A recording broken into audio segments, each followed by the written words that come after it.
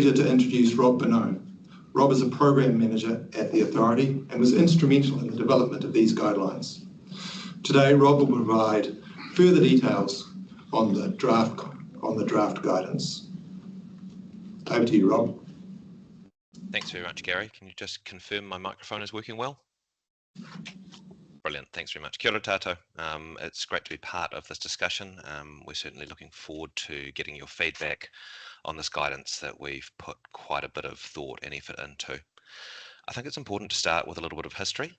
This is not a new topic for the sector. My recollection, and others may know that it goes even further back, is that we looked at this topic in quite some detail in the 2015 and 16 input methodologies review with the Commerce Commission. It was then the subject of significant advice from IPAG as part of their equal access work, and it's carried on since there. So it's not a new question, it's one that we've grappled with for some time. Similarly, it's not new in terms of the other jurisdictions that we often benchmark ourselves against.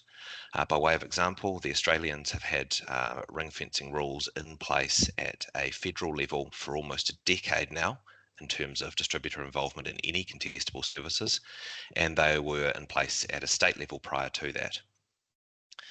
I think the reason why we've really focused back on this topic and are keen to make progress, as Daniel has advised, is that flexibility is becoming increasingly important. And that's across a range of different areas.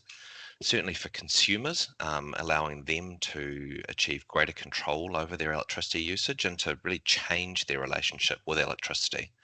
But also in terms of managing the costs of network investment, particularly investment in response to peaks, and in terms of managing wholesale electricity costs, trying to activate that demand side.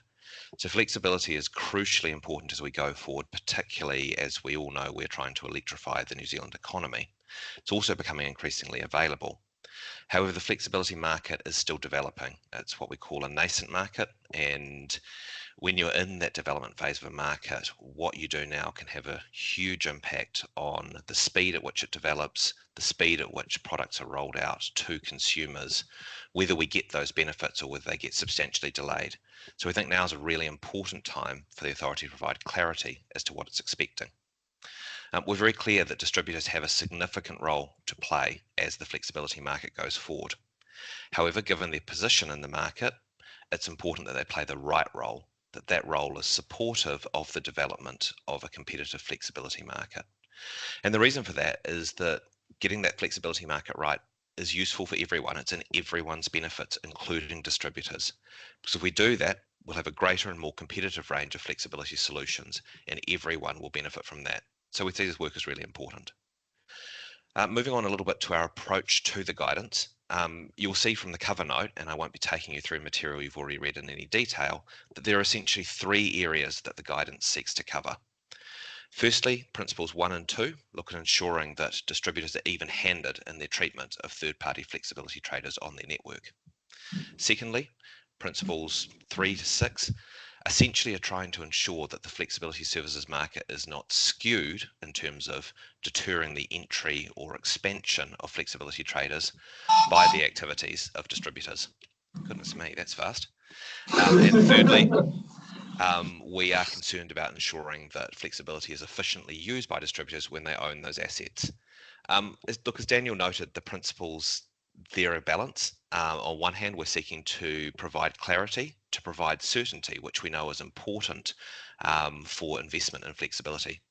On the other hand, we're conscious of the need to be pliable when a market is still developing, when we can't possibly predict now where this market will be in 5 years' time, and where we think it's important that distributors, once they know what the authority intends, are able to make those decisions day to day. And we want them to very actively engage with these rules to progress as quickly as possible in terms of thinking about their asset management for existing assets, including ripple control, 30 more seconds, management structures and staff incentives, and their policies and processes.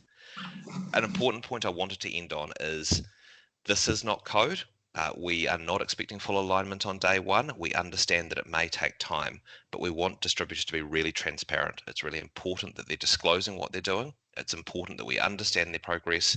We're likely to put scorecards in place, and we will be watching closely We expect to review progress informally over the first 18 months of the guidance, and then there'll be a formal review likely in Q2 of 2026.